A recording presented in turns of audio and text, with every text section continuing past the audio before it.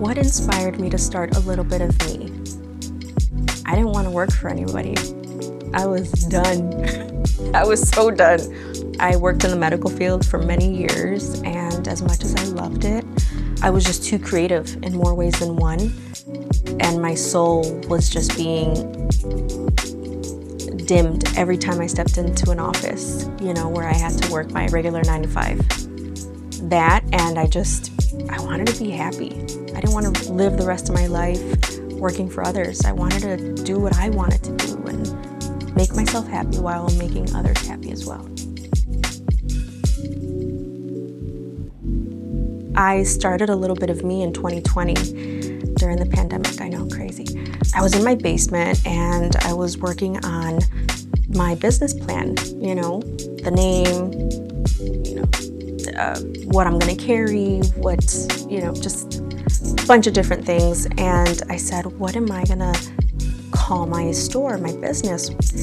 And as I'm putting things together, I said, these are all things that I love, that I want to share with others. And I said, a little bit of me, like this is a little bit of me sharing with other people. And I said, you know what, we're going to leave it. So I left it, a little bit of me, and that's what it is.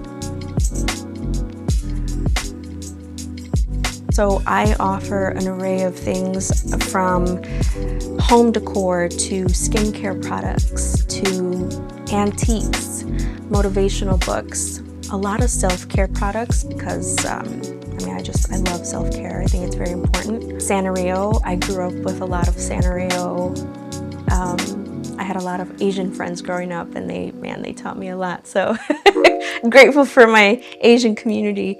But I literally carry a little bit of everything. So, yeah. My store specifically is very intentional. So everything I have here is hand-picked. It's carefully chosen for my customers. And not only that, my customers basically say it all. When they come in, they say how different it is here, how beautiful, it's so unique, and, oh my God, this is gorgeous. And definitely, you won't find anything here at my store on Amazon. That's one thing for sure. So it's very unique. It's different. I don't know. There's no other way to put it.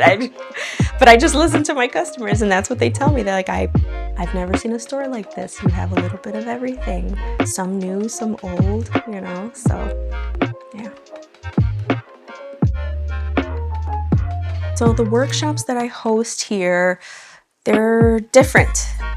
Some are seasonal and some are just, I thought of the week before and I said, well, let me put this out and see what happens.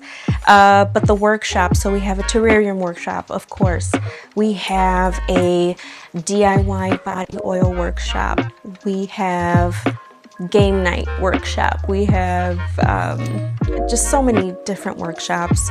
Another good one is Monday Meets with Moms, where moms could just put their hair down and come and chit chat and bring a glass of wine or, a bottle of wine, and just enjoy life and not have to worry about anything at home. So yeah, many workshops, and again, a lot of seasonal workshops. So for Christmas, we do ornaments and other cute little trinkets here and there, and we always have a good time. I would have to say the terrariums, just because people love plants. And I knew people did, but man, there's a lot of plant lovers. And I love it. And honestly, I'll be honest with you, I'm not a plant professional. There's people that come in here and they're way more knowledgeable than I am.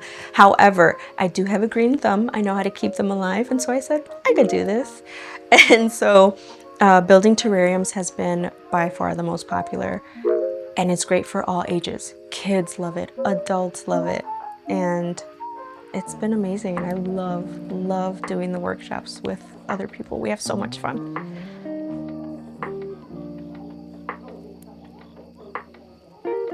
Well, when I moved here to this location, I didn't have any workshops yet. Just recently we had a cute little it was like a charity workshop where people came and we were trying to get 3 kittens to get adopted.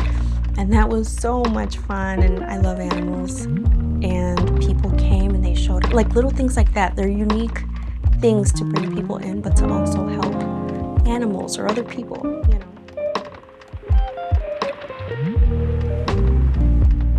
Spunky, beautiful, and warm.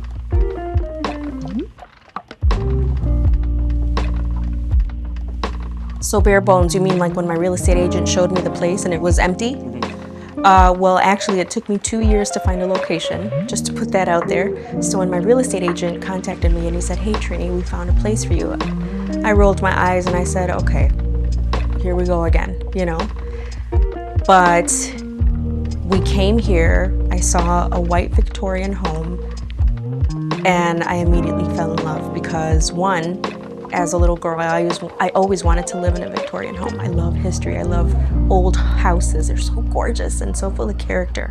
So I came in and it was it. The rest was history. I already knew that this was the location. I wanted to throw up because I knew. I was so nervous because I knew. I was just overwhelmed. But yes, excited, so scared, overwhelmed, but excited and happy. And then that's when my wheels started turning. I'm like, okay, I could put this here, I could put that there. What color is the wall gonna be? Oh, I know. You know, it just, my mind, the little hamster just started running. So yeah, I mean, it was just a mixture of emotions for sure. I just knew that this was the place.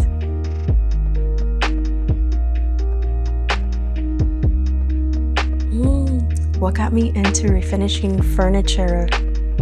I wanted to try it one day. I was watching people on YouTube, women especially, and I said, man, if she could do it, I could do it, you know? And I started 2 summers ago, and I fell in love with it. I fell in love with it, and mostly it's so therapeutic.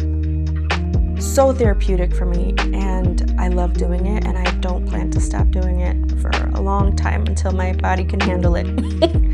But yeah, I just started because I wanted to try it.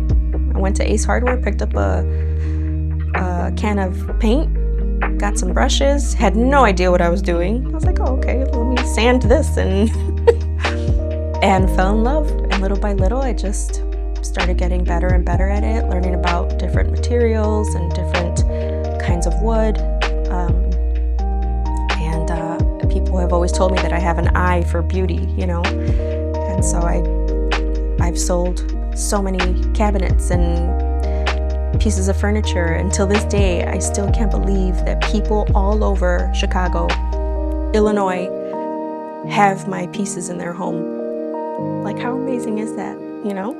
Conversational pieces. It's such a great feeling that people fall in love with my work.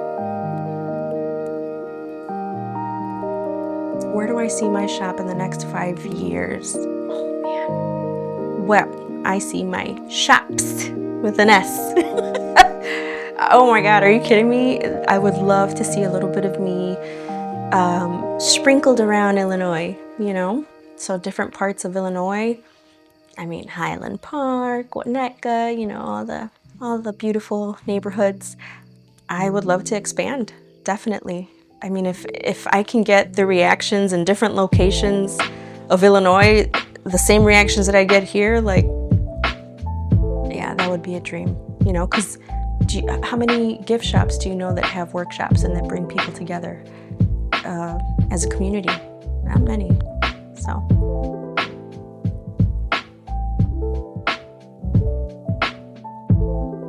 I've heard it more than once. People are intimidated to come here, or just, what is it, like antisocial? They're not very good at communicating with people, or they're just very shy. I call them my little hermit crabs, which is so cute because I get it. I know people who are like that.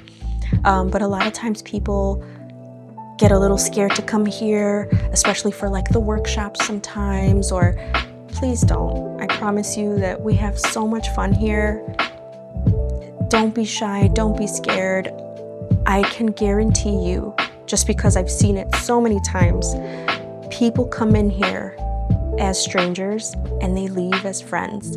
Like, it's very rare that people don't exchange numbers after my workshops, you know? And you just hear later like, oh my God, I was so scared to come here, but I'm so glad I did because you guys were so amazing and I've made so many new friends. And like, that's so awesome. Like, this is what I wanted, you know? This is my little community, and I just want to reassure people not to be afraid. And you're always welcome here. And I promise you won't regret it. You'll have a good time. And I'll probably make you laugh.